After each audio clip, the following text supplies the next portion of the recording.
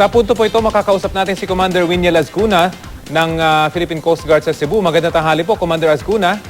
Yes, Sir Rafi. Magandang hapon po. Opo, pakikwento nga po sa amin kung paano po natin namatan at nahuli yung Chinese cargo vessel na illegal daw po na pumasok sa teritoryo natin.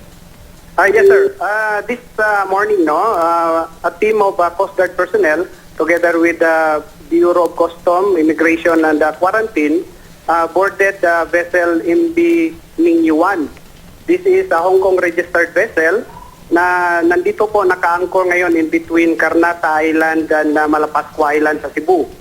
The vessel is actually waiting for a cargo accordingly dito sa Isabel Leyte.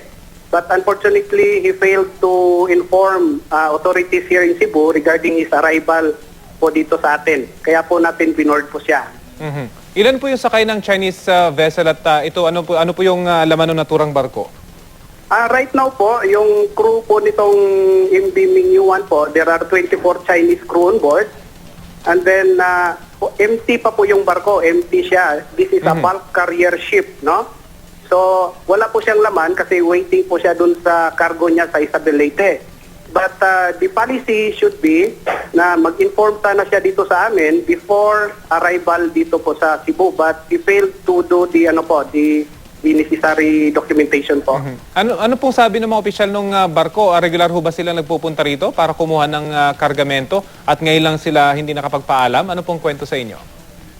Based doon po sa interview namin sa kapitan po, para pong na-hire po kasi yung barko nila to get cargo from Isabel Leyte. Iron ore po sana dadalhin sa China. So, ang ano po lang naman kasi dito, they should have submitted to us a notice of arrival before their arrival dito.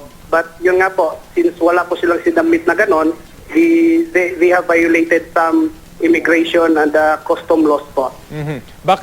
Pati po yung pagkukunan dapat nila ng iron ore, inyo rin po bang tatanungin tungkol dito? Yes, sir. Kasama po yan sa imbestigahan natin kung talaga po bang kukuha po siya ng iron ore doon sa Isabel Leyte po.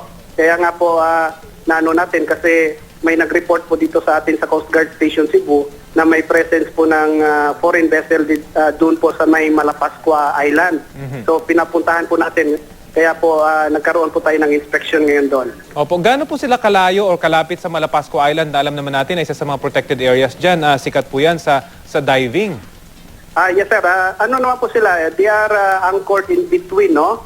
Doon sa in between Karnasa and Malapascua Island. So medyo malayo-layo po sila sa malayo-layo po talaga sila sa isla.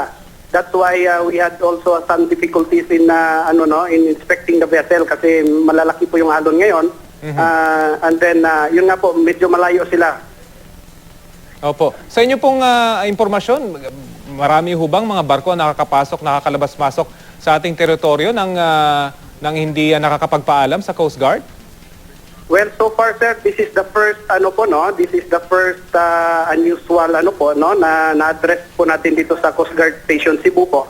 Kasi yun nga rin po, nadaanan po kasi ito ng mga mangingisda and then na-report po dito sa atin yung presence kasi hindi po siya usual kasi na na may mga foreign vessel na nag-stay doon. So, with that information, we acted on it. So, kaya po may ongoing investigation kung bakit po sila nandoon na hindi po sila nagpaalam na darating pala sila. So at least alerto po yung ating mga mangingisda at nagre-report po pala sa inyo ng mga ganitong unusual activities sa karagatan. Yes, sir. Kaya malaking tulong po yung mga natin, mga local fisher folks po natin dito sa po. They are very concerned po actually sa marine environment po. So ano na po mangyayari? I-hold po doon sa barko lamang yung mga pahinante nitong barko? Ano po mangyayari na susunod? Right now, sir, the information that I got, because it is a joint inspection together with Immigration, Custom, and Quarantine.